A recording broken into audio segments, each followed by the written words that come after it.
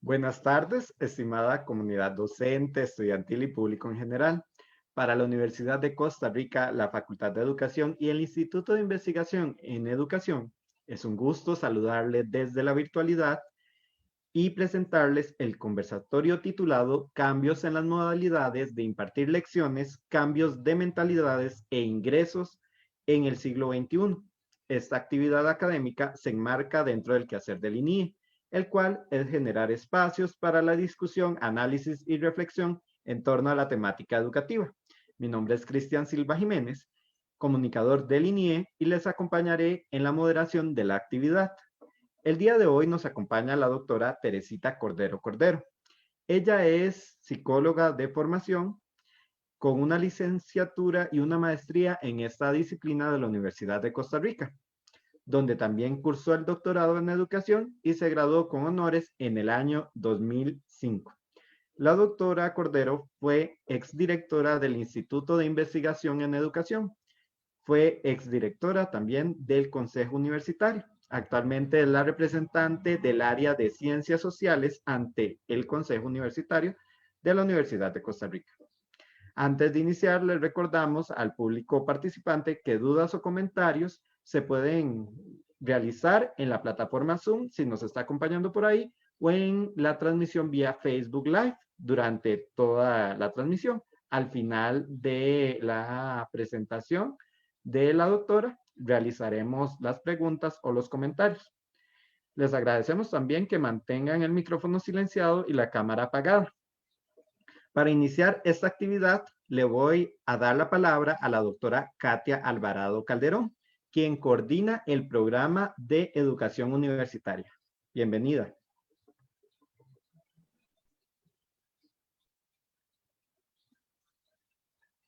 Muchas gracias, buenas tardes. Muchas gracias a la doctora Teresita Cordero por haber aceptado nuestra invitación.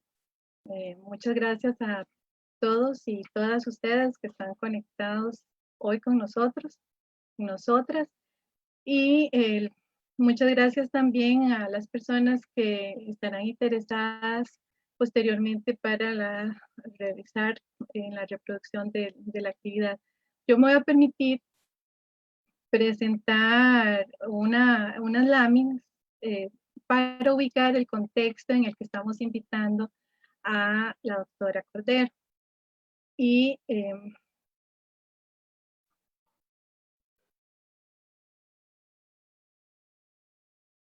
voy a compartirles.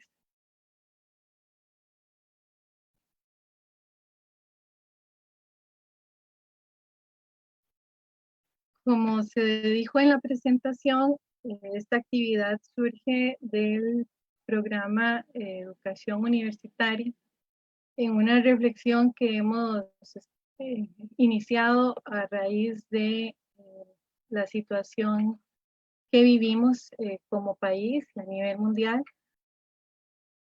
y nos interroga constantemente alrededor del tema de la investigación que es posible hacer en este momento.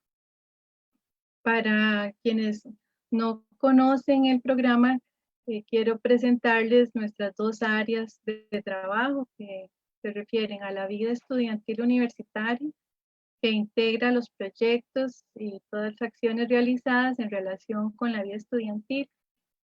Y la otra área de trabajo que tiene este programa es la formación de profesionales.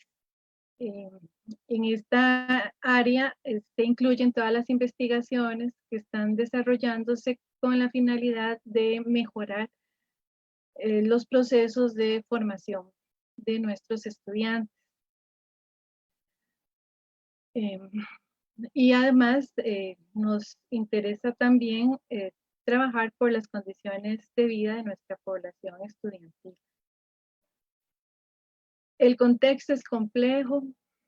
Desde que se tomaron las medidas de distanciamiento físico, nosotros hemos vivido incertidumbre y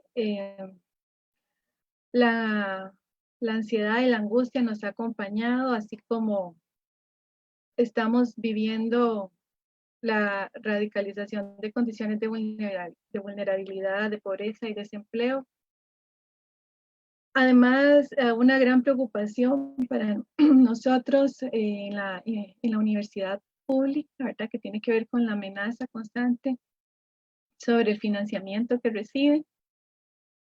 Y se agrega ahora, ¿verdad? Una enorme preocupación sobre cómo estamos desarrollando los procesos de virtualización en la formación y los retos que estos han implicado en docencia, en investigación y en acción social.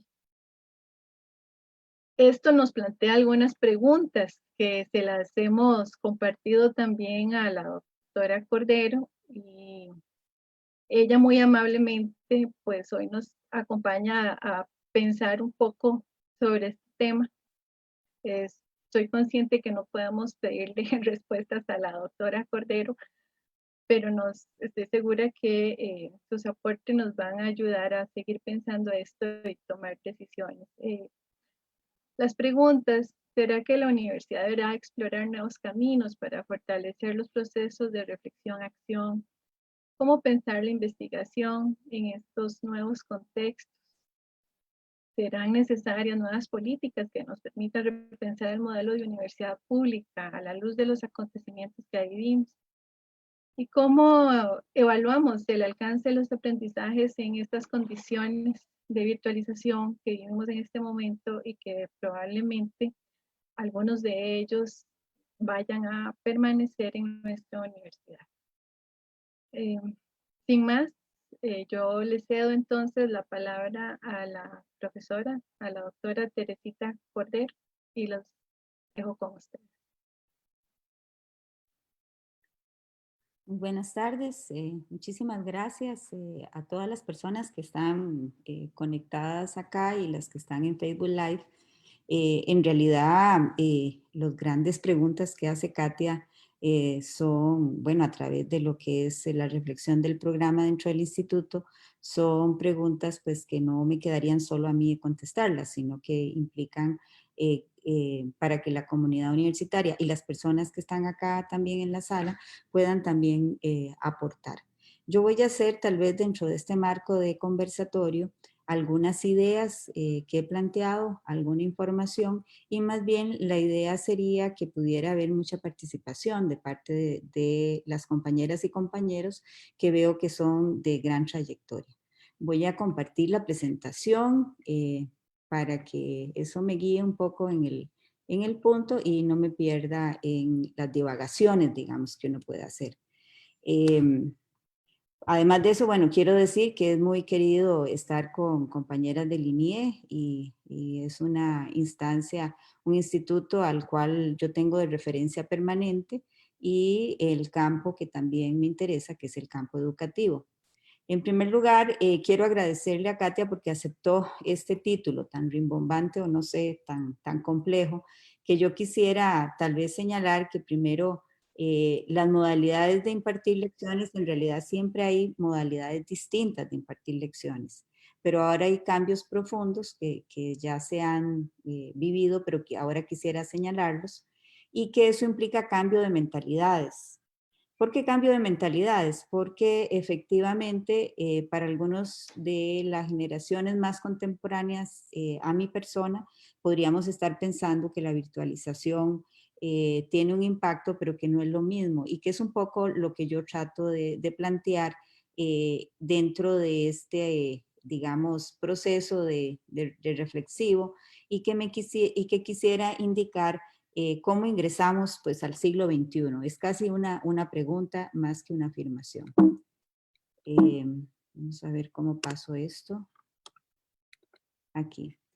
Antes de que nada, bueno, el impacto principal de la pandemia desde mi punto de vista fue la huida a la casa, a las casas, independientemente de qué tipo de casas. Pero ustedes supieron, ¿verdad?, que hubo pues de parte de la administración decirle a todos los estudiantes que estaban en residencias que tenían que irse a sus casas en términos de una semana. A todos empezamos a enfrentar el tema de la virtualización. Estamos haciendo trabajo virtual como esta conferencia poco pensada, aunque sí conocida de parte de nosotros, pero que podría en algún momento considerarse que no era viable. Tan solo un ejemplo muy simple, yo nunca me imaginé estar teniendo sesiones del Consejo Universitario virtual y la pandemia nos obligó a hacerlo. Entonces surgen preguntas que tendríamos que darnos o que plantearnos. ¿Cómo estamos enfrentando las condiciones del confinamiento desde marzo del 2020? Bueno, para la universidad esto ha sido una preocupación y para el Consejo Universitario también. ¿Qué pasó con los estudiantes? ¿A dónde están nuestros estudiantes? ¿Qué se hicieron? Si realmente están conectados, tienen las facilidades o no. Y ustedes saben que la universidad ha logrado pues compartir o prestar tablets, más de 3.000 tablets durante todo este periodo, y también se le está dando un aporte económico en este segundo semestre a las personas con beca para que puedan pagar el tema de la conectividad. Otra gran pregunta que surgió es cuánto de la formación podemos dar en línea y cuánto no, y cómo se va a responder a las necesidades de los currículos universitarios. Recordemos que eso implica entonces mirar los currículos universitarios. Ha sido una decisión de las unidades académicas, una reflexión permanente de las personas docentes de cada una de las unidades, donde han venido definiendo incluso si todos los cursos son en línea, cuáles no son en línea, aquellos que requerían prácticas, cómo se van a hacer, aquellos que no se ha podido hacer prácticas, qué va a pasar, cómo se va a resolver eso. Son preguntas que están en este momento dándose y que sabemos que también hubo incluso de alguna manera como una incursión de todos nosotros para poder hacer este tipo de trabajo en línea, pero también yo diría que hubo resistencia de parte de los mismos docentes, porque hemos tenido que aprender cómo manejar las herramientas tecnológicas, que no son lejanas, pero no había sido pensado ninguno de nuestros cursos en relación a eso. Entonces tenemos un tema ahí, un problema fundamental de lo que dábamos anteriormente y lo que se está impartiendo en el 2020. Y yo no quiero ser negativa, puede ser que muchas de las experiencias actuales sean muy positivas, pero tenemos que empezar entonces a valorar cómo lo vamos a evaluar, cómo lo vamos a retomar en cada una de las unidades académicas. Otra gran pregunta que surgió es cuántos estudiantes continuarán estudios y cuántos inician otras actividades. Siempre hemos insistido a la administración, cuántos estudiantes se van, porque lamentablemente en los últimos años la tendencia ha sido que el primer semestre se matricula una cantidad de estudiantes y el segundo semestre se matriculan menos. Hay algunas explicaciones generales. Qué sé yo, que hay estudiantes que se gradúan en ese primer semestre, entonces ya no se matriculan en el segundo, o que hay estudiantes que a lo mejor terminaron su currículo en el primero y están en un proceso de elaboración de trabajos finales de graduación, pero yo me temo que también hay estudiantes que se van. Y se van por muchas razones, ¿verdad? Entraron a la universidad, no era lo que esperaban, o sencillamente tienen una presión familiar de que tienen que resolver otro tipo de necesidades como el tema del empleo. Curiosamente, y comparando los datos del segundo semestre 2019 y este segundo semestre 2020, más bien comparativamente hubo un 0.2%, casi 3% de estudiantes más que se mantuvieron en el sistema universitario. Eso podría tener otra explicación. La gente no tiene trabajo y bueno, algunos que tienen trabajo podrían hacerlo de manera virtual y entonces lo ven como también una oportunidad incluso de ingreso a la universidad. Sin embargo, estos son datos generales amplios, no son datos particulares y eso podría ser muy diferente dependiendo de las unidades académicas y de las condiciones de las unidades académicas. Y otra pregunta que se da es cómo se da la convivencia estudiantil. Ya no están aquí en los campus, ¿verdad? En el campus universitario, entendido las sedes regionales, los recintos o la sede Rodrigo Facio, sino que ya estamos con edificios vacíos. que todos están cuidados, están protegidos, pero bueno, ya no podemos tener a todo el estudiantado incluso haciendo laboratorios o desarrollando otro tipo de tareas. Entonces, ahí de los memes que hay, ¿verdad? Ingreso a la mediación virtual y lo que podría estar pasando, aquí yo nada más me traje uno de internet, dice, como ustedes lo ven, cuando te hacen una pregunta en las clases virtuales y haces como que se te trabó tu ordenador, ¿verdad? Siempre la pregunta es, los jóvenes y las jóvenes o los alumnos y alumnas estarán realmente conectados, cuáles serán las condiciones en que están, realmente podrán tener esa concentración que nosotros esperamos que se dé en la universidad o no, o sus condiciones familiares, cómo serán. Bueno, datos que uno se impacta, que hoy la ministra de Educación le escuché ya con el sistema educativo formal, nos está diciendo que un 43% de los que están matriculados en la enseñanza formal no tienen conexión a Internet. Un 43%. Hablan, obviamente, que un 57% sí lo tiene en el sistema educativo público. Entonces, imagínense ustedes un 43% de jóvenes. Se hablaba de más de 1 millón de estudiantes en el sistema educativo formal.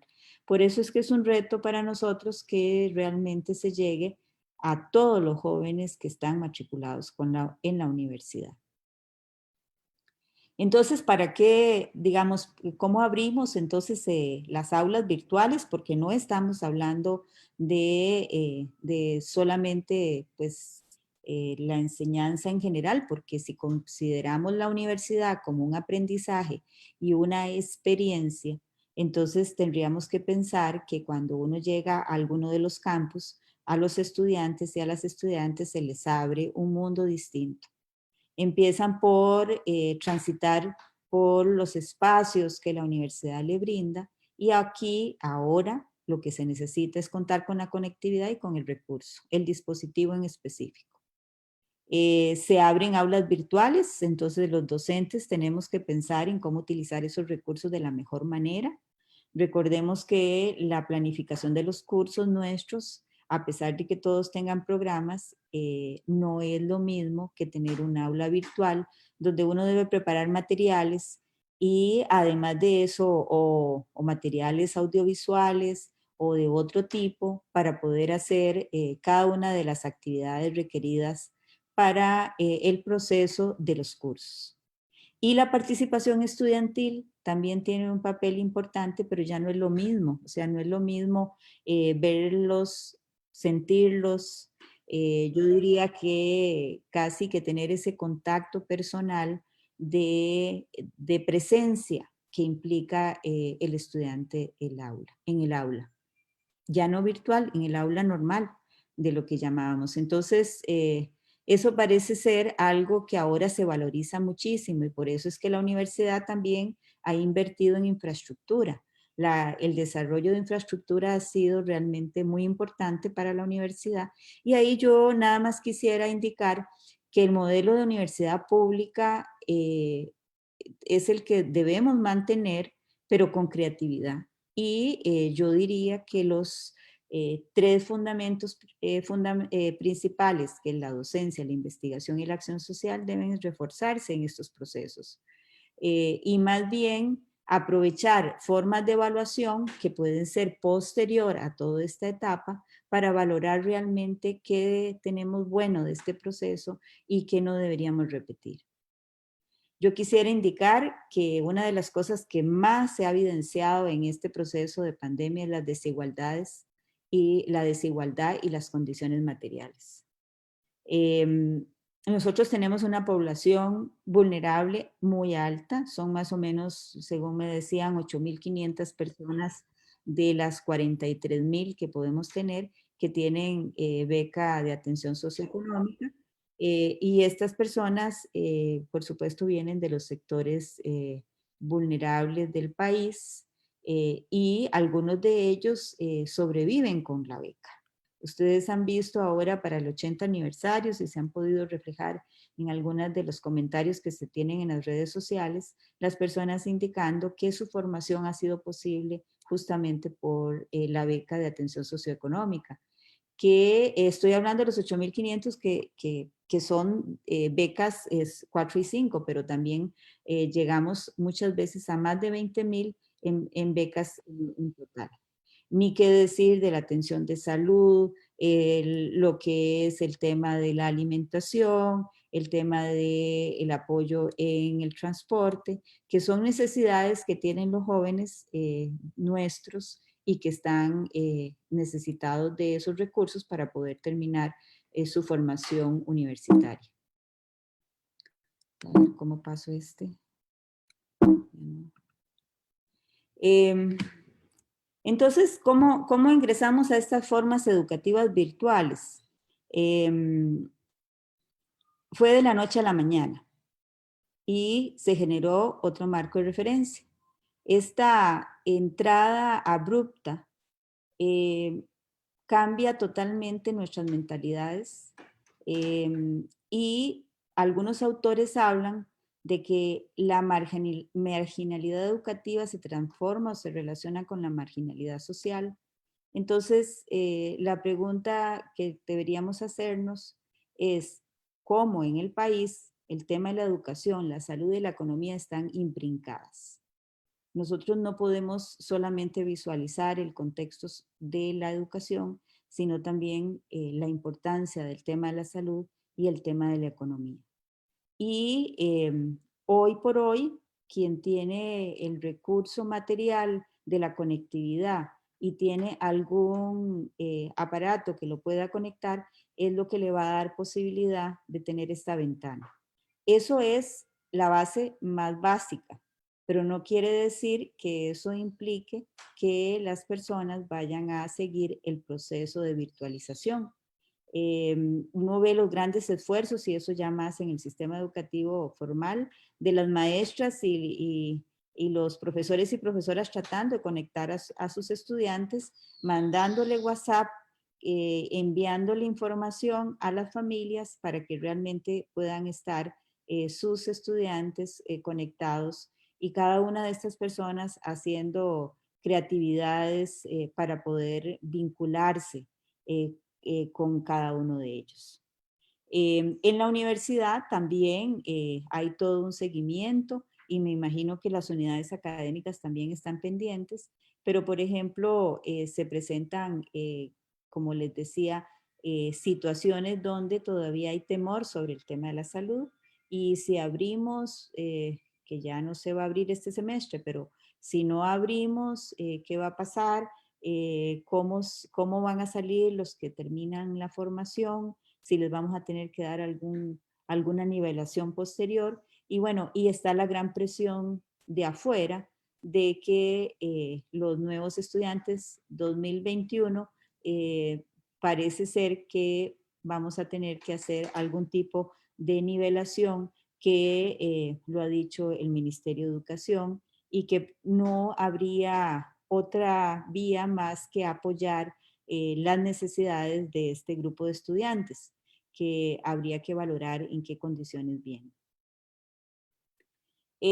Por supuesto, en el aprendizaje yo puedo decir que los conceptos científicos se aprenden en la escuela. La escuela es fundamental, ha sido fundamental para el siglo XX y será fundamental para el siglo XXI. Pero no podemos olvidar y menos abandonar una serie de aspectos que tienen que ver con la formación humana.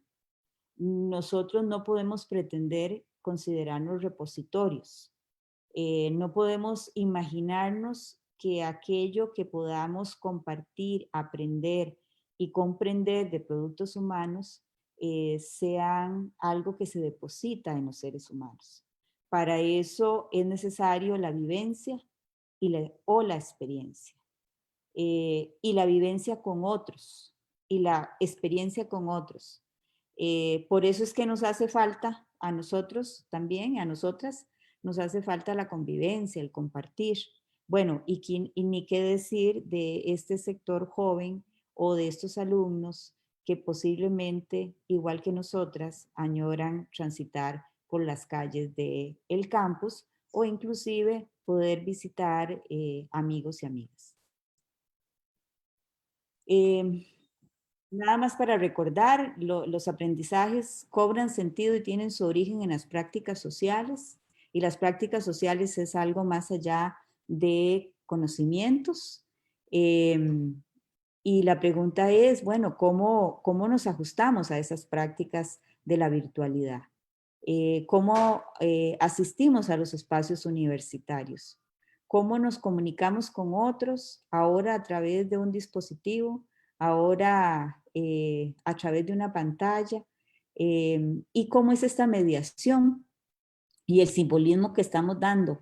¿A qué valores responde? ¿Qué se sentirá algún joven o alguna joven que no tiene el dispositivo, pero sí tiene muchas ansias de aprender y que le cuesta muchísimo conseguir el dispositivo? O aquellas expresiones de estudiantes que recibieron la tablet de parte de la universidad y su alegría fue enorme porque consideran y seguramente están realizando todo su proceso educativo a partir de dicho dispositivo. Pero, ¿qué le estamos diciendo con esto? O sea, ¿qué estamos diciendo a la población costarricense del 43% que no tiene ese acceso de acuerdo a lo que yo entendí hoy en la mañana de la señora ministra? ¿Qué le estamos informando? ¿Cuál es el valor principal de este año educativo 2020? Quiero nada más recordar aspectos muy básicos necesarios para el aprendizaje, todo el tema fisiológico, neurológico, el cuerpo, los sentidos, la memoria. Por eso es que hay un énfasis muy importante dentro de la universidad de que no nos quedemos sentados viendo el aparato, sino que podamos movernos, que podamos tener algún tipo de ejercicio, porque eso tiene impacto sobre nuestro cuerpo. Los aspectos éticos, morales y valores, o sea, cuáles son los valores que se están transmitiendo a partir de esta práctica. No lo que se dice, sino cómo se hace y para qué se hace. Entonces son aspectos que son más bien dimensiones de la vida. Dimensiones imbricados en las prácticas que hacemos todos los días y que se hacen ya sea a través de la virtualidad o a través del espacio que teníamos de convivencia estudiantil, docente y administrativa cuando vamos a los espacios físicos universitarios. Ni qué decir del tema cognitivo, la inteligencia y la creatividad. Los procesos cognitivos están enraizados justamente en estas experiencias y vivencias que se relacionan todo ello con la afectividad, los vínculos sociales y los aspectos psicológicos. No es lo mismo que yo pueda sentarme con un compañero o una compañera a tratar de entender un concepto e incluso ir a la biblioteca, cualquiera de las bibliotecas que tienen acceso a los estudiantes, sentarme por allí, a lo mejor levantarme un momento para ir a conseguir, aunque sea un café, que solamente estar en la casa, y si en la casa hay condiciones adversas, la situación es complicada. Incluso si en la casa no hay condiciones adversas, sino que es positivo, ¿cómo se están dando esos aprendizajes? ¿Qué es lo que yo estoy realmente comprendiendo y entendiendo? Y todo esto nos lleva al tema vocacional y profesional. O sea, al final hay toda una explicación de esta forma de vinculación que nosotros tenemos, de esta forma de comprensión del mundo, de estos conocimientos, de este transitar de mi cuerpo físico junto con otros y otras, que me permitirán también desarrollar quién soy y hacia dónde voy. Por supuesto, todo esto se produce en compañía y se acrecienta a partir de las vivencias de la convivencia. Y yo ahí planteaba cómo Vygotsky habla del desarrollo de las funciones psíquicas superiores. Él dice que las funciones psíquicas superiores se dan justamente en los espacios histórico-culturales en los cuales nos toca existir. Entonces, un vía de conocimiento, de investigación, será ver cuál es el impacto que tiene realmente esta situación de la pandemia 2020 en la población estudiantil y en la población docente y administrativa de nuestra universidad. Y una universidad que se cataloga humanista. Entonces, tendríamos que valorar también cómo va a ser esos procesos posteriores de aquellos estudiantes que se queden en la universidad. Pero también tendríamos una responsabilidad de los que vienen. Los que vienen para los próximos, yo diría 10 años. A lo mejor estoy siendo demasiado dramática con los próximos 10 años, pero sí deberíamos planificar cómo apoyar también los procesos en el sistema educativo formal, que no es solamente un tema de contenidos, es un tema también de evidenciar quién puede y no puede tener el acceso a estos dispositivos. Y lo pongo como dispositivos, pero en realidad podríamos valorarlo no solo como dispositivos, sino como condiciones para poder continuar estudios. Nosotros sabemos que no solamente lo que me dicen es lo que yo pueda interpretar. Puede ser que alguna familia considere que como su hijo no pudo terminar en el 2020, tiene condiciones adversas, necesita que salga a trabajar, ¿para qué va a continuar estudios? Entonces, hablamos de la salida del sistema educativo o la postergación del sistema educativo por esas condiciones. Entonces, yo esperaría que no estemos hablando de lo que hablamos en los años 80 de la década perdida, pero me preocuparía que estuviéramos en un paralelismo muy parecido a ese momento y que eso sea un vacío que todavía no hemos podido resolver. Entonces, una nueva pregunta. ¿Cómo se está logrando llevar una práctica educativa integral en la educación durante la pandemia? Yo nada más traigo una cita de Wanda que ella plantea que el aprendizaje y el dominio de los medios externos culturales, como el lenguaje hablado, la escritura, el cálculo y el dibujo posibilitan el desarrollo de funciones psíquicas especiales como la atención voluntaria, la memoria lógica, la formación de conceptos, el razonamiento y la voluntad. Entonces, hasta ahí vemos que podríamos estar logrando alguna de esas funciones importantes. Pero dice, entre estos medios externos, Vygotsky y Luria dieron un lugar privilegiado al lenguaje en la formación y formas de expresión de las funciones psíquicas superiores, pero también destacaron el entrelazamiento de lo afectivo y lo cognitivo. Entonces, no es solamente un sentido de que logre el contenido, sino cómo lo logra, pero también cómo lo asimila y cómo lo podría expresar. Nosotros tenemos una importancia muy grande, por lo menos en mi área o en psicología, para que los estudiantes no solamente se expresen verbalmente, pero también se expresen de manera escrita. ¿Cuánto estarán realmente logrando los estudiantes hacer esta parte escrita? Con una posibilidad enorme de la web, donde uno podría encontrar mucho material y lamentablemente podría estar no haciendo algo creativo, sino algo diferente, o en el tema de la lectoescritura, haciendo lo básico.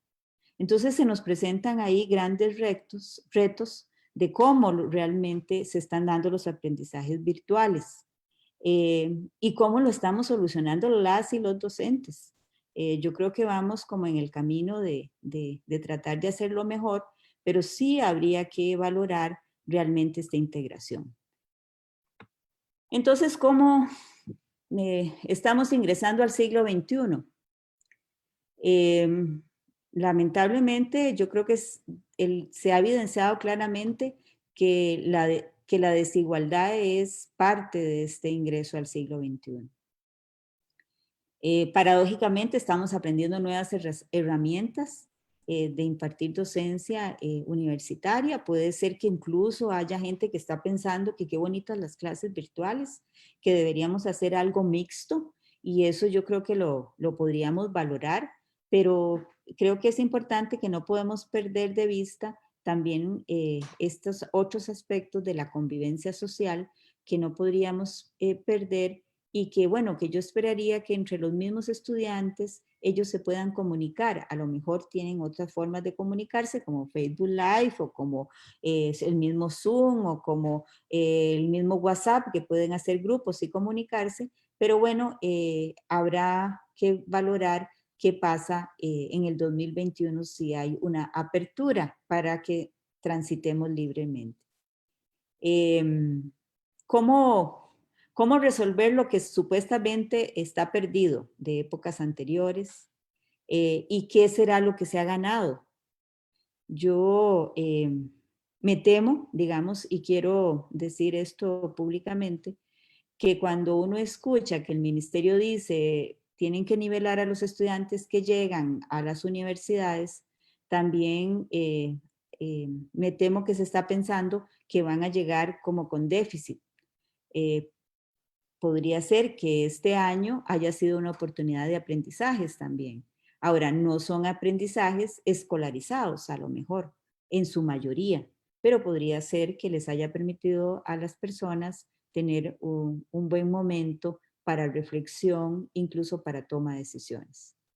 Y como decía anteriormente, la certeza de que la salud, la economía y la educación están de la mano. Entonces, lo que el país ha logrado en el campo de la salud y la educación no se puede perder. Y el modelo de universidad que está de fondo en nuestro estatuto orgánico, que dice que nosotros debemos responder a las necesidades y a las problemáticas del país, sigue siendo vigente. Hoy más que nunca, la universidad tiene que dar respuestas.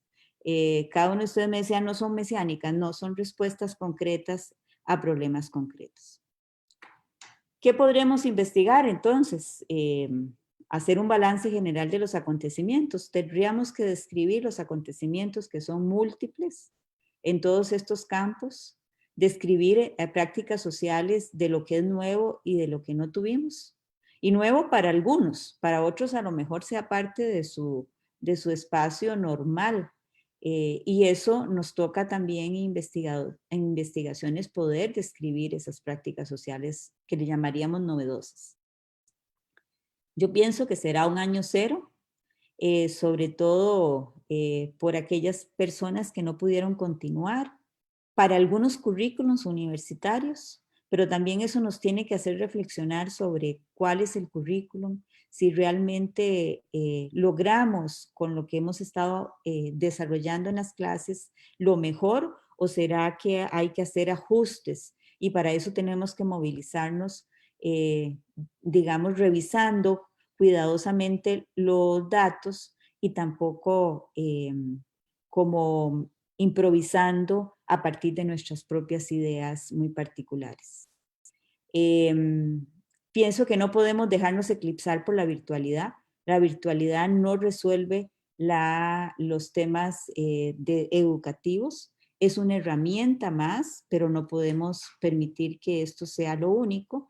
Y un gran modo de conclusión, una pequeña cita de Freire que dice: el ser humano reinventándose a sí mismo, y vuelvo a decir, reinventándose a sí mismo, experimentando, sufriendo la tensa relación entre lo heredado o lo recibido o adquirido en el contexto social. Yo parafrasearía: entre lo pasado, lo actual y lo que viene, en el contexto social que crea y recrea y se fue convirtiendo en este ser que pasa a ser, que para ser tiene que estar siendo. Entonces, en este estar siendo, este es el contexto que nos toca realmente vivir. Yo quisiera nada más enfatizar que no podemos olvidar las dimensiones educativas, y que para eso es muy importante visualizar esto también como una posibilidad y una alternativa, pero no perder de vista eso. voy a dejar de transmitir la presentación, que esa sería como mi comentario general. No sé si más bien ahora pasamos a preguntas o comentarios u Muchas gracias a la doctora Teresita Cordero por brindarnos esas palabras y por comentarnos sobre esta situación universitaria y demás.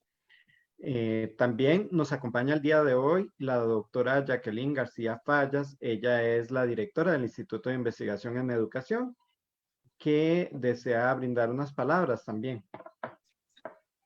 Muy buenas tardes a todas y a todos. Un especial agradecimiento a Teresita por acompañarnos y por esta reflexión tan valiosa que ha compartido con todas y todos nosotros. Y otro agradecimiento a la doctora Katia Alvarado por habernos facilitado la organización de esta actividad, donde sin duda cada día todo el profesorado universitario está aprendiendo de esta carrera que se pegó. Un poco fue la imagen que me transmitió Tere con esto de que todos salimos huyendo a la casa, y fue así realmente, ¿verdad? Y bueno, y hemos tenido de todo, experiencias muy positivas, experiencias que no, personas que no han podido adaptarse del mismo profesorado, estudiantes con limitaciones. Lo cierto es que también para nosotros se evidenció muchas brechas tecnológicas, brechas digitales y sobre todo de alfabetización digital.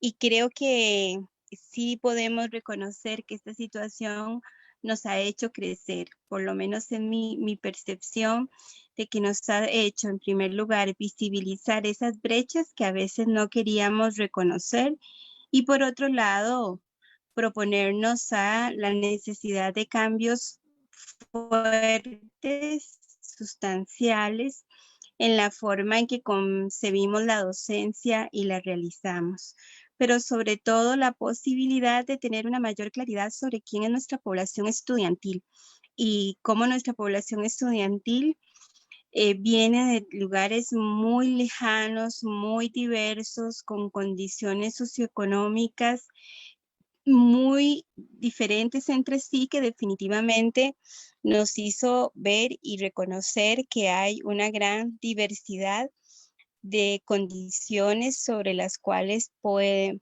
asumir este reto de formarse con entornos virtuales.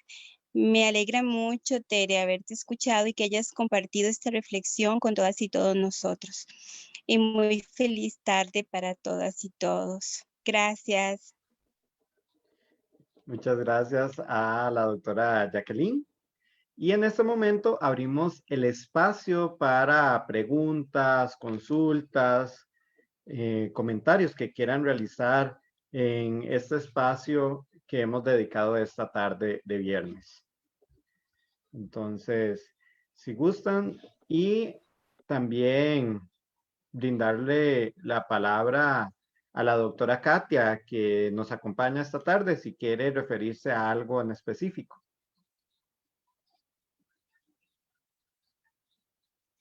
Okay.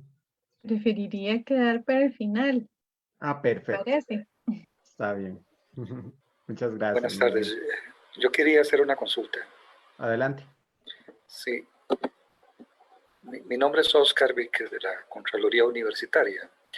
Nosotros como auditoría tenemos, dame un segundito, tenemos una auditoría académica y recientemente la Contraloría General de la República nos ha pedido realizar una evaluación del negocio en marcha, de la continuidad de las operaciones en las instituciones públicas. Esto a raíz de que los fondos que financian a la universidad pues son fondos públicos y que hay una preocupación gubernamental de que se estén empleando correctamente los recursos ante una situación tan excepcional como la que se está dando. Mi pregunta para doña Teresita, para la directora del INIE también es lo siguiente. Nosotros debemos dirigirle al jerarca, a los diferentes jerarcas de las diferentes coordinaciones universitarias, preguntas relacionadas con cómo se está haciendo y qué resultados se está obteniendo de cada una de las actividades diferentes de la universidad, lo que es la continuidad de las actividades. El INIE como tal está apoyando a la academia, a la docencia en una investigación relacionada con qué cursos se están impartiendo, qué cursos definitivamente no se pudieron dar, cómo se está haciendo con esos cursos que implican laboratorios donde la presencialidad es demasiado necesaria. ¿Hay algún tipo de estudios que ya se hayan realizado para saber cómo nos está yendo? Si realmente el aporte académico se está llegando, se está aprovechando, la presencialidad y la virtualidad se están complementando. ¿Hay algún aporte del INIE al respecto en investigación que inclusive nosotros como auditoría podamos llegar a consultarle al INIE para poder contestar a la Contraloría General de la República sobre sus requerimientos? Buenas tardes.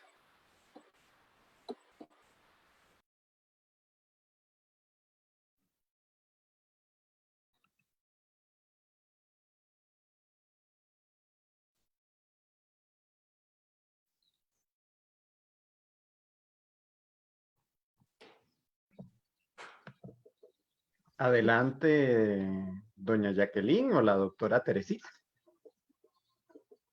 Creo que es más para Jacqueline, ¿verdad? Porque es más del instituto. Bueno, tal vez podemos comentar de forma breve, en realidad los estudios que se están haciendo a nivel de la universidad, incluso uno y unas encuestas que se vienen realizando como iniciativas del Consejo Universitario, del Estado de la Nación, ¿verdad? Que está muy interesado en poder monitorear qué está ocurriendo en este momento.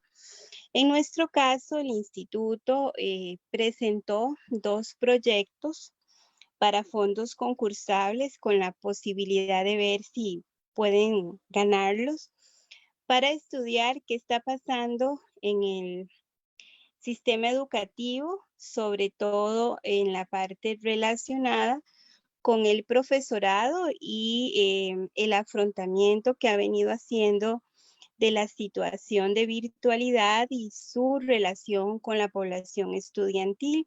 Esta es una propuesta en la que participamos justamente la doctora Katia Alvarado, la doctora Flor Jiménez Segura y esta servidora. Y otra propuesta que hicimos las 3 está más bien relacionada hacia la familia.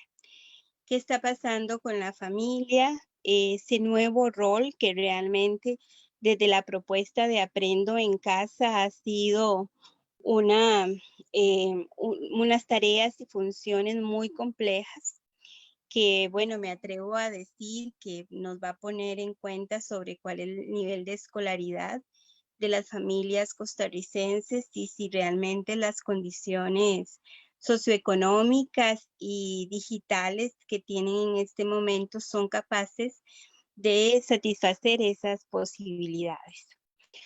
Otra propuesta que estamos desarrollando en conjunto con la UNED y el Observatorio del Desarrollo está más bien pensándose y lo estamos desarrollando, así que les puedo hablar en grosso modo. Es más bien el tema del rezago de la población estudiantil. Pero en la propuesta que estamos elaborando lo hemos venido haciendo a partir de la población que sufrió la gran huelga nacional del 2018. Nuestra población estudiantil, tanto en primaria, secundaria y que ingresó a la educación superior en los últimos 3 años, han pasado por situaciones muy complejas en el país.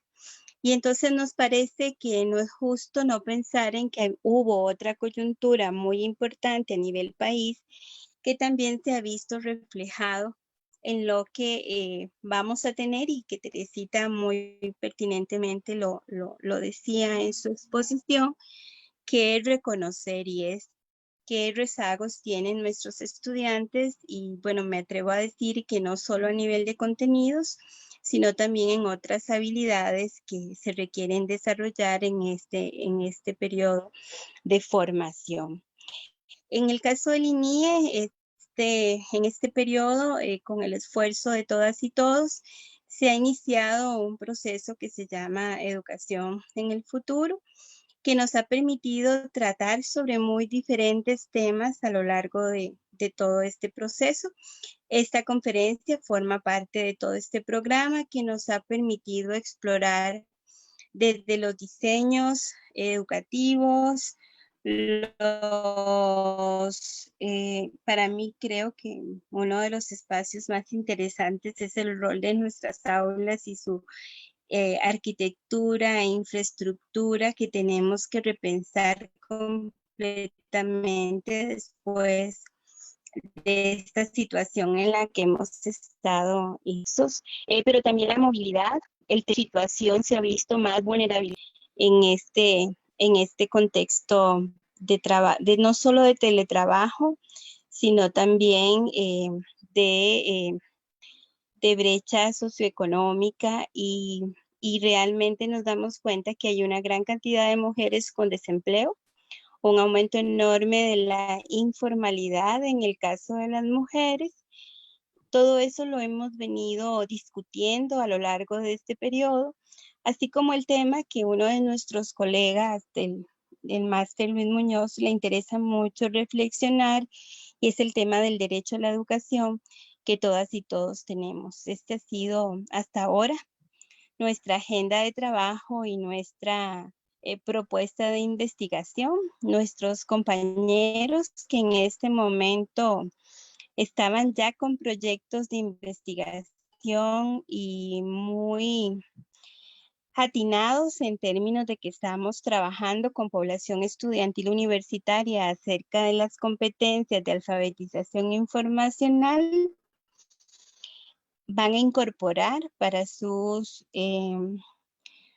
propuestas, sus informes finales de este año, aspectos relacionados con el tema de la pandemia, justamente, y el tránsito de la presencialidad a la virtualidad. Y esto porque hemos valorado que aunque nuestra tecnológica, es muy importante valorar si las competencias de alfabetización mediática e informacional que han desarrollado les permiten también continuar la línea de pensamiento crítico, reflexivo y analítico. Esto es de lo que sé que nuestros compañeros están trabajando académica en mujeres universitarias en nuestra sede Rodrigo Facio. Le hemos consultado a nuestras participantes sobre cómo ha sido esta experiencia de cambio y las responsabilidades en términos de lo que han tenido que asumir como docentes sin la separación de los espacios, ¿verdad? Que es una de las condiciones más significativas que todas y todos hemos encontrado, ¿verdad? El espacio de trabajar en la casa y de no tener la suficiente certeza de cómo separar de nuevo la división del trabajo y la casa, junto con otros ámbitos de nuestro desarrollo personal, es una de las cosas que hemos estado tratando desde las investigaciones que están en curso. No sé si con esto contesto, pero este ha sido nuestro ideario hasta este momento y siempre abiertos y abiertas a escuchar propuestas de investigación que quisieran desarrollarse en todas estas líneas, porque este es un tema sumamente amplio y además que nos va a requerir asumirlo de forma comprometida, y como decía Teresita dijo 10 años, yo creo que no te equivocas, o sea, estamos hablando de una situación que nos va a dejar huellas muy profundas. Muchas gracias.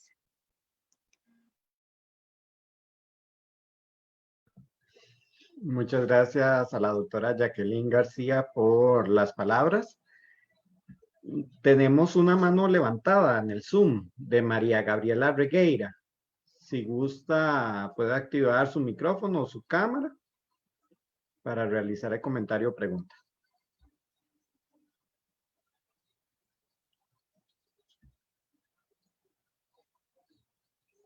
Tiene el micrófono apagado, María. Ya, ¿me escuchan? Sí. Bueno, buenas tardes. Gracias, Teresita, por estar abriendo este espacio para discusión. Mi intervención va en dos sentidos. La primera es comentar la consulta que hace el compañero de la Contraloría Universitaria. En la universidad, cada una de las carreras es muy compleja. Yo he venido estudiando el tema de la permanencia de la población estudiantil en varias carreras universitarias desde el Instituto de Investigaciones en Educación. Nos hemos dado cuenta que cada carrera realmente es un mundo. No podríamos comprender lo que pasa en cada carrera si la masificamos en el conjunto de la universidad. Cuando usted llega y plantea si se está haciendo alguna investigación sobre cuáles cursos realmente requieren presencialidad y cuáles cursos realmente se han podido dar de manera virtual, ese es un ejercicio que se ha venido haciendo en las unidades académicas. Ellos han tenido que elaborar informes para poder readecuar los cursos que requieren presencialidad a nuevas alternativas. Entonces, por ejemplo, puedo hablar de cursos de la carrera de enfermería, que la carrera de enfermería participe en el proyecto en el que yo soy la responsable, y hay cursos de ellos que han tratado de buscar alternativas de simulación a nivel de las redes sociales. Sin embargo, hay otras carreras, por ejemplo, como microbiología, que los compañeros habían manifestado, habían compartido, que en microbiología, por ejemplo, el asunto de los laboratorios, lo que habían hecho es concentrar más la parte teórica en el primer ciclo, esperando qué iba a suceder en el segundo ciclo con la virtualidad. Entonces, ellos realmente se están enfrentando a una situación muy difícil porque en el primer ciclo trabajaron la parte teórica y esperaban la posibilidad de una parte práctica presencial, y ahora están construyendo alternativas. Estos ejemplos que les estoy planteando es para darnos cuenta de que ver las implicaciones de la virtualidad se tiene que hacer desde cada una de las carreras. Y si la Contraloría en este momento requiere dar un informe, yo considero que se debe solicitar a cada unidad académica que entregue el análisis que ha hecho de cómo va a abordar los cursos. Porque pasar de un curso, como lo decía Teresita en su exposición, de un curso que se conceptualizó, se planteó, se propuso de manera presencial, pasarlo a la virtualidad, realmente es sumamente complejo. Primero, porque los docentes nos formamos de manera presencial, nuestra experiencia era presencial. De un pronto a otro nos transforman, no solo a los estudiantes, sino a los docentes, un proceso educativo para el que no necesariamente estamos preparados y en una situación sumamente compleja. Entonces, esta parte quería pues aportarle al compañero de la Contraloría lo que yo he aprendido en el proceso de investigación que estamos realizando. La carrera de Ciencias de la Comunicación Colectiva viene desarrollando unas investigaciones con la población estudiantil para ver realmente cuáles han sido los efectos de esta virtualidad en el seguimiento a la carrera en lo que es comunicación colectiva. Y se han dado situaciones como, por ejemplo, que hay estudiantes, mujeres que se incorporan a sus hogares y hay una demanda familiar para asumir los roles tradicionalmente femeninos cuando ellas tienen que hacer actividades académicas, como es el cocinar para la familia, el cuidar a sus hermanos, el cuidar a los adultos mayores, etc. Entonces se vuelve bastante complicado para los estudiantes la incorporación como estudiantes universitarios a un seno, a realizar actividades educativas en el seno familiar. Otro tema que retomó Tere, que es sumamente interesante, es si la población estudiantil está preparada para la virtualidad. Quería retomar el hecho de que, si bien es cierto, la universidad ha hecho un gran esfuerzo por entregar instrumentos para poder recibir las clases y conectividad para accesar a las charlas y accesar a internet y a los cursos. Tenemos que analizar dos tipos de poblaciones. Tenemos poblaciones que desde hace muchos años tenían acceso a estos bienes desde sus hogares. y la población que no tiene acceso a estos bienes desde sus hogares es población que tiene habilidades y destrezas a nivel de la virtualidad, a nivel de este tipo de instrumentos totalmente distintos. Entonces van a estar rezagados. Cuando hace unos años que yo desarrollaba la experiencia de utilizar aulas virtuales y utilizar mediación virtual, había hecho una investigación en la población de estudiantes para analizar cuáles tradicionalmente habían utilizado diariamente este tipo de equipo y realmente como el 50% de la población que yo tenía en aquel momento en el aula eran los estudiantes que contaban en su casa con computadora y conectividad. Cuando nos introducíamos en un foro virtual, que era un foro de práctica para iniciarlos en este tipo de herramientas, se veía claramente una diferencia muy grande entre aquellos estudiantes que habían contado tradicionalmente con equipo en sus casas y los que por primera vez o cuando ingresan a la universidad se veían obligados al acceso a este tipo de recursos.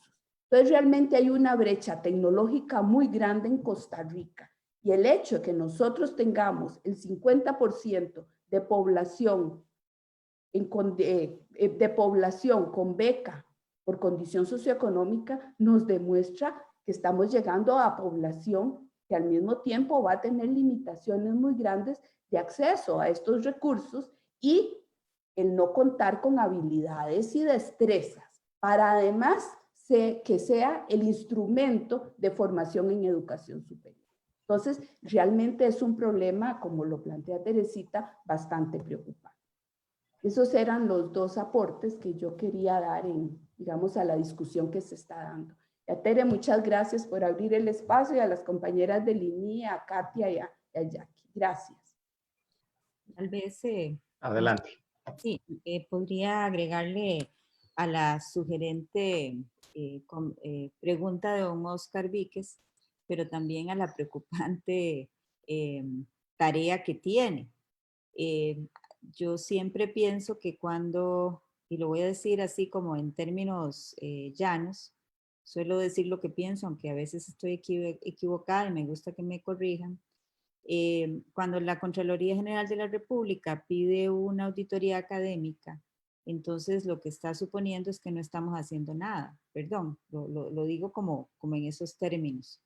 Si fuera una mirada educativa, yo sí le puedo decir que estamos haciendo mucho, pero lo que he dicho en la presentación es que no sabemos qué tan positivo es, porque hay una serie de condicionantes, que ya lo han dicho las compañeras, que producen que no solamente se tenga el dispositivo, sino que también se aproveche ese dispositivo, pero que mentalmente podamos centrarnos a realmente aprender de esa forma de aprendizaje.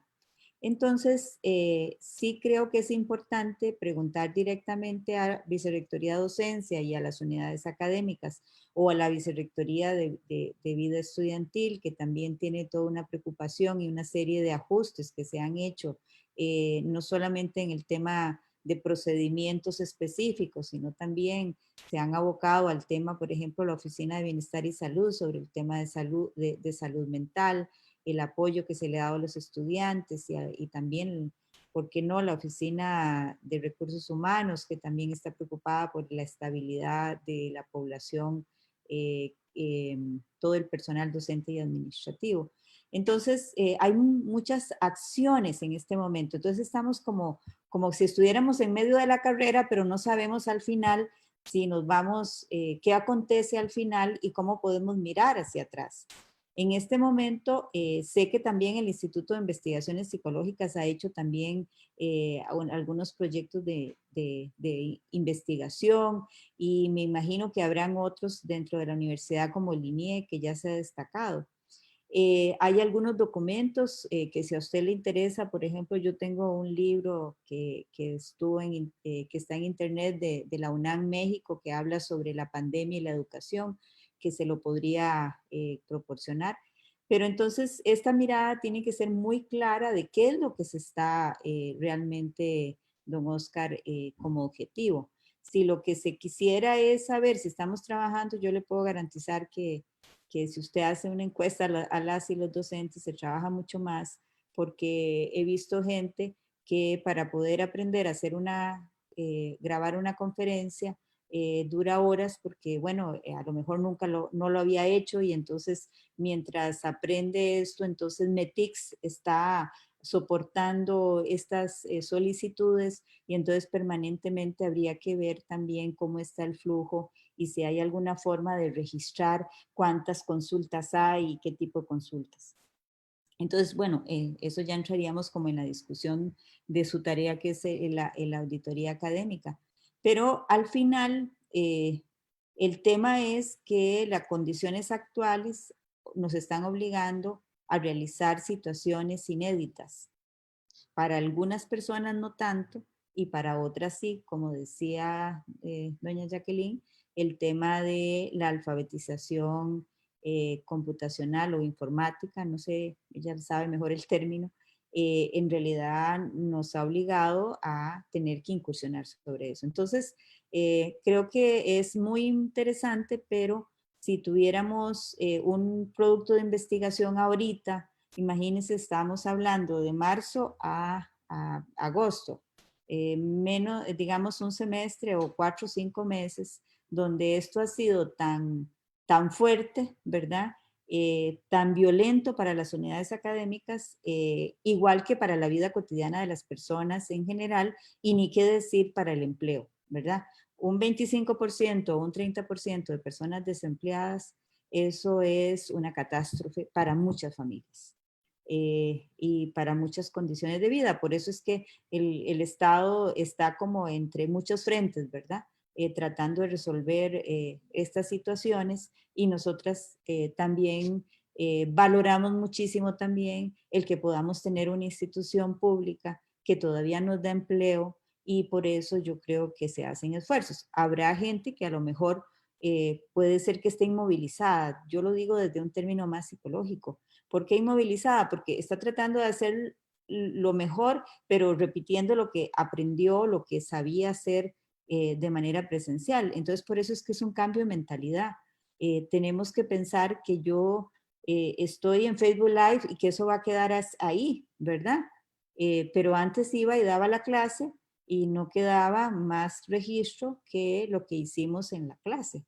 Entonces, son muchas otras condiciones que tampoco debería inhibirnos, pero que hacen que las personas, los estudiantes, como decía una de las compañeras que hizo un comentario ahora, cierran su video y no sabemos si nos están escuchando o no, y uno no sabe qué significa estar enfrente de la pantalla. Entonces es como muy complicado como dar respuestas completas. Pero muchas gracias. Yo creo que don Oscar tiene la mano levantada también.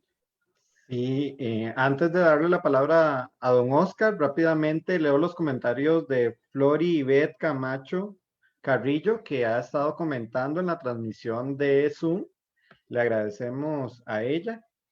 Y por acá dice, correcto, se han duplicado las funciones, hemos pasado el doble de horas creando entornos virtuales adecuados, adecuando los cursos, las prácticas supervisadas, atendiendo a los estudiantes de día y de noche para darles acompañamiento, tratando de que no abandonen el ciclo, participando en horas de asesoría con Metix, horas en Zoom, es decir, el trabajo es y sigue siendo fuerte.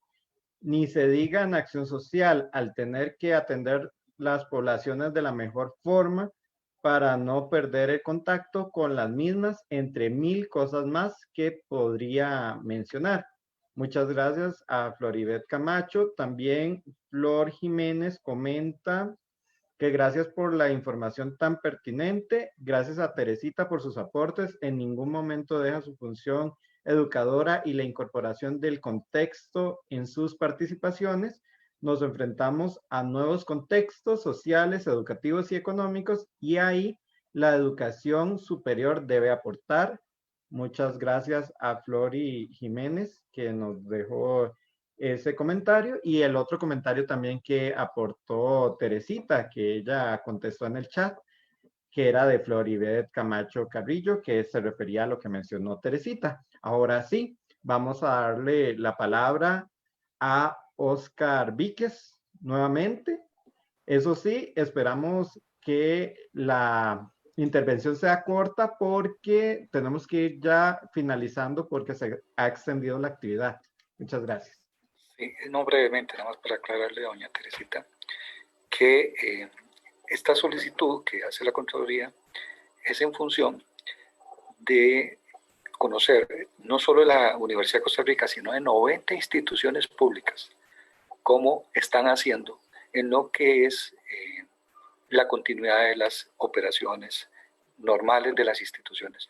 No es en ningún momento que la Contraloría esté pensando que aquí no se están haciendo cosas, todo lo contrario, más bien estamos dentro de las 90 instituciones del país, dentro de una precalificación que se hizo bastante bien.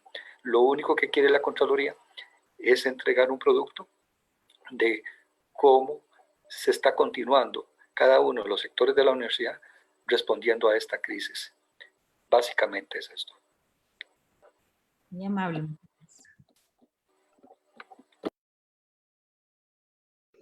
Muchas gracias a todas las personas que han participado en las intervenciones, a doña Jacqueline, que es la directora del INIE, por también brindar las palabras ahora, y a Teresita Cordero, también por estar ahí presente. Ahora, para ir concluyendo la actividad, le voy a ceder la palabra de nuevo a doña Teresita para que haga una reflexión en torno a todo lo que hemos conversado esta tarde. Muchas gracias, Cristian. En realidad, tal vez Katia, que es la organizadora, Okay. para finalizar, yo con mucho gusto, yo suelo hablar mucho, entonces yo creo que mejor que sean otros que hablen. Y aquí tenemos un grupo, en el grupo de Zoom, que es gente experta que podría haber aportado muchísimo más. Y gracias por los comentarios. Muchas gracias, Teresita. Y ahora a la doctora Katia Alvarado le cedo la palabra para que haga el cierre de la actividad. Muchas gracias, Teresita. Muchísimas gracias por estar con nosotros, por haber aceptado la invitación. Tengo que decir que este rato con usted me ha generado más preguntas, lo que creo que está bien, porque es como la primera fase en la que estamos para poder continuar desarrollando conocimiento también sobre nosotros y nuestra universidad. Son más preguntas, cómo trabajamos desde el humanismo, ¿verdad? En una educación tan mediada por la tecnología en este momento. ¿Qué es lo que vamos a priorizar en nuestros, ¿verdad? En nuestros cursos o en nuestras situaciones de aprendizaje, cuando los estudiantes lo que han sentido también es una vivencia de gran angustia o ansiedad al ver también promedios que han caído? Entonces, ¿cómo recuperamos el tema aquí de la vivencia, de la experiencia, lo afectivo en el aprendizaje a nivel universitario? A veces lo vemos más claramente a nivel de primaria y secundaria, pero a nivel universitario, ¿cómo logramos recuperar todo este trabajo de lo afectivo, de la cercanía, de la calidez? Para mí esas son nuevas preguntas que me están surgiendo ahora y principalmente como un eje, el humanismo en nuestras clases. ¿Cómo recuperamos esa visión humanista de la Universidad de Costa Rica, una universidad pública, una universidad que se ha caracterizado por ese discurso, ¿verdad? ¿Y en qué momento quizás hemos perdido algo de esto aún en la presencialidad? ¿Cómo vamos a hacer también ahora en una situación tan mediada por la tecnología? Esas son mis otras preguntas que me estoy ahora pensando y sería de mi parte, digamos, mi reflexión final, y de verdad que agradezco montones la participación suya, Teresita, así como la de todos los compañeros y compañeras que están acompañándonos en esta transmisión. Muchas gracias.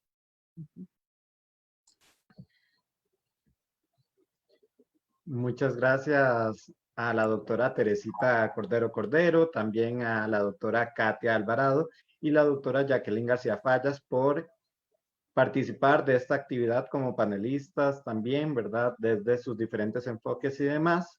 Y también a todas las personas que han participado durante esta tarde, ya sea en la transmisión vía Facebook Live o bien en la transmisión por el Zoom. También gracias a las personas que hicieron comentarios y preguntas. Así que llegamos al final de esta actividad. Teresita acaba de enviar un documento. Entonces, bueno, si gustan lo pueden descargar en este momento porque cuando cerramos el Zoom se va completamente la transmisión. Entonces, para las personas que deseen este documento, lo pueden descargar en este momento. Y les vamos a dar un tiempito.